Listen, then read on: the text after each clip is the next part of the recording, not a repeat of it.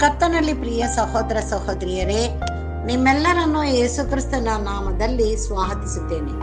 ಈ ದಿನದ ಧ್ಯಾನಕ್ಕಾಗಿ ಆರಿಸಿಕೊಂಡ ವಾಕ್ಯವು ಯೋಹಾನ ಬರೆದ ಪತ್ರಿಕೆ 14ನೇ ಅಧ್ಯಾಯ 14ನೇ ವಚನ.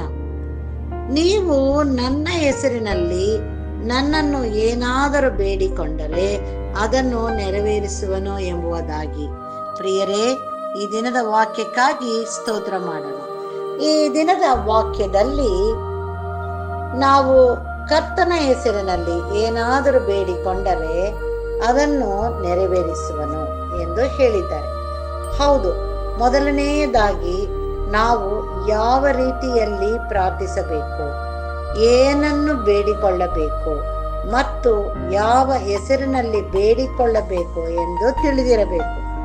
ನಾವು ನಮ್ಮನ್ನ ಆತನಿಗೆ ಒಪ್ಪಿಸಿ ಬೇಡಬೇಕು ಮತ್ತು ಆತನ ಚಿತ್ತದಂತೆ ನಮ್ಮ ಜೀವಿತ ಕಾರ್ಯಗಳನ್ನು ನಡೆಯಲು ಎಂದು ಪ್ರಾರ್ಥಿಸಬೇಕು. ಆಗ ಆತನು ತನ್ನ ಚಿತ್ತಕ್ಕೆ ಎಲ್ಲ ಕಾರ್ಯಗಳನ್ನು ನಮಗೆ ನೆರವೇರಿಸುತ್ತಾ, ಆತನು ನಮ್ಮ ಜೀವನದಲ್ಲಿ ಮಹತ್ ಕಾರ್ಯಗಳನ್ನು ಮಾಡುತ್ತಾ ನಮ್ಮನ್ನು ವಿಶೇಷವಾದ ರೀತಿಯಲ್ಲಿ ಆಶೀರ್ವದಿಸುತ್ತಾನೆ. ಹೌದು ಪ್ರಿಯರೇ, ಇಂಥ ಆಶೀರ್ವದಿಸುವಂತ ದೇವರಲ್ಲಿ ನಾವು ಪ್ರಾರ್ಥಿಸೋಣ. ನಮ್ಮನ್ನು ಬಹಳವಾಗಿ ಪ್ರೀತಿಸುವಂತ ನಮ್ಮ ತಂದೆಯಾದ ದೇವರೇ, ಹೌದಪ್ಪ, ನಿನ್ನ ಹೆಸರಿನಲ್ಲಿ ನಾವು ಏನೇ ಬೇಡಿದರೂ ಅದನ್ನ ನೀನು ನಮಗೆ ದಯಪಾಲಿಸುತ್ತೀಯಲ್ಲಪ್ಪ. ಅದಕ್ಕಾಗಿ ನಿನಗೆ ಸ್ತೋತ್ರ ಕರ್ತನೇ.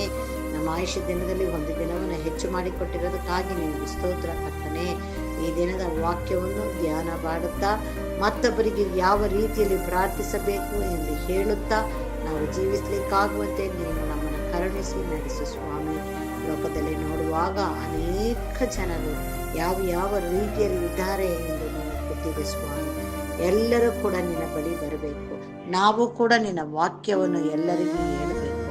ಇಂಥ ಒಳ್ಳೆಯ ಒಂದು ಜೀವಿತವನ್ನು ನೀನು ನಮ್ಮೆಲ್ಲರಿಗೂ ದಯಪಾಲಿಸಿಕೊಟ್ಟು ನಮ್ಮೆಲ್ಲರನ್ನು ನೀನು ಆಶೀರ್ವದಿಸಿ ನಡೆಸಬೇಕು ಎಂಬುದಾಗಿ ಬೇಡುತ್ತೇನೆ.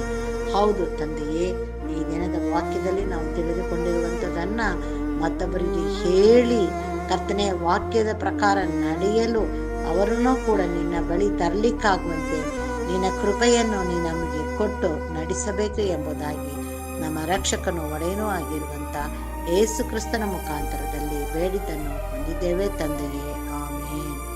ದೇವರು ಈ ವಾಕ್ಯವನ್ನು ಮತ್ತು ನಮ್ಮೆಲ್ಲರನ್ನು ಆಶೀರ್ವದಿಸಲಿ, ಆಮೇನ್.